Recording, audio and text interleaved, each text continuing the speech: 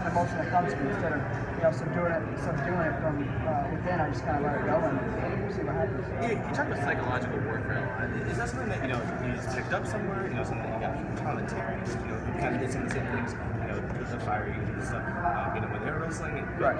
Getting experience. Where did your psychological warfare? Where's it come from? Subconsciously, I've always had it. I've always imposed it on my opponents, but I never really knew what it was. It was something different about me my walk, my mantra, my mindset, but I didn't really know what it was. When I came here to Iowa, Terry Brandt talks a lot about psychological warfare and imposing on your opponents, and just really imposing your will on your opponents, whether you're wrestling them now or you're going to wrestle them in the future. And I just kind of, I've been studying it, as far as military combat.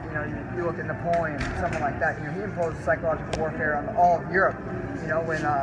When he runs through the Germans, and then he's on to the Russians next. The Russians, they just retreat until Napoleon runs out of supplies. The Spartans too. They're stoic. They just keep moving forward. There's no stopping them. That's psychological too. The Persians, they turned and ran before they even hit shields with them. So just studying stuff like that. I'm not a historian, but I'm studying to be a historian, so it's right up my alley.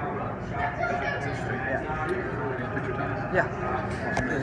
Thomas, you seem like you're averaging, I think I looked it up today, and you're averaging over a tech fall every match. I mean, just where is this transformation from last year coming from? I'm just letting things fly. I talked about it, with some of my friends. Last year I was going match to match, just winning a match, moving on, winning a match, moving on. This year, I'm just, going out to dominate, score points, you get better every match. When you're just winning, just squeaking by wins, you're not really getting better. You're just winning, and that winning looks good, but you're not necessarily getting better every match. And I want to be the best there's ever been in the whole world. I want to be better than Say Teb, better than Arsen Fitzayev. I can't be better than those guys in the long run if I'm just squeaking by wins here and there.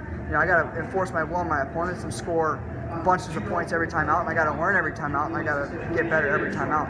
The only way to get better every time out is put myself out there. Some of my matches I've given up some points by being too aggressive, and as long as I'm winning the matches, I'm putting points on the board. It doesn't matter. Terry Brandt always says, it's not about not making a mistake, it's being able to be good enough to overcome those mistakes. And that's what I've kind of learned this year. Last year, the years before, I've been too worried about making mistakes. This year, I don't care if I make a mistake. I obviously don't want to make a mistake, but if I do make a mistake, I know my conditioning, my technique, my mindset's good enough to overcome those mistakes. Thank you.